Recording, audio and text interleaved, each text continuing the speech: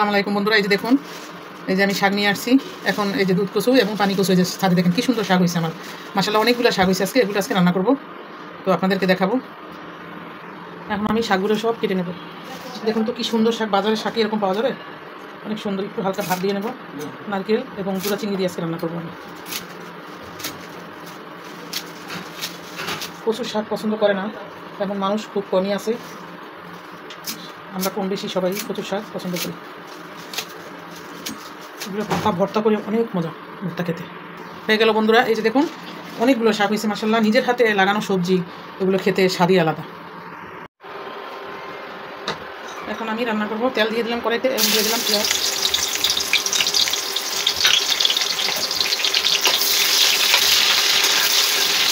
তেলটা একটু বেশি দিলাম, কারণ কচু তো এটার মধ্যে একটু তেল, রসুন, আদা রসুন একটু বেশি দিতে হয়।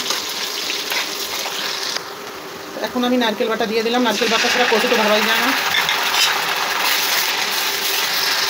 এবার দিয়ে দেবো গুঁড়া চিংড়ি। আমি আবার গুঁড়া চিংড়ি দিয়ে কচুটা বেশি পছন্দ করি, তাই আমি গুঁড়া চিংড়ি দিয়ে দিলাম।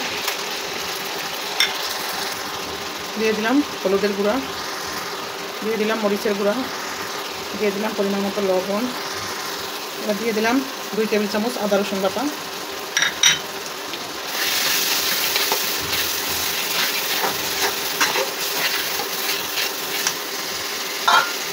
এবার দিয়ে দেবো সামান্য পানি, তারপর ভালো করে কষিয়ে নেব।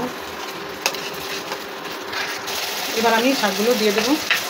দেখুন অনেকগুলো মশলা দিছি, অনেকগুলো চিংড়ি মাছ, নারকেল, যা মজা হবে ভাবাই যায়।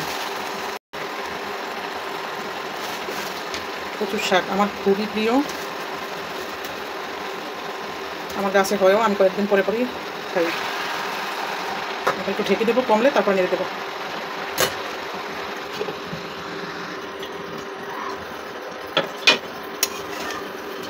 ও কি সুন্দর গন্ধ আসতেছে নারকেল চিংড়ি মাছের,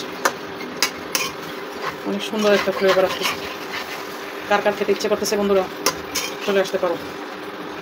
আমার কিন্তু ভীষণ ভীষণ পছন্দ কচুর শাক। আমি বাজার থেকে কিনে খাই। আমি গ্রামে গেলে বস্তা ভরে কচুর শাক নিয়ে আসি, ওগুলো ভাত দিয়ে ফ্রিজে রাখি, তারপর আমার যখন মনে চায় আমি রান্না করে খাই। এত পছন্দ করি আমি কচুর শাক। একদম আরেকটু শুকাবো বন্ধুরা, দেখুন প্রায় হয়ে গেছে। আরেকটু পানিটা শুকাইলেই হয়ে যাবে। কি সুন্দর কালার আসছে। হয়ে গেছে বন্ধুরা, আমার কচু রান্না কমপ্লিট। দেখতে যেমন সুন্দর হয়েছে, খেতেও টেস্টি হবে। খুদা হাফেজ।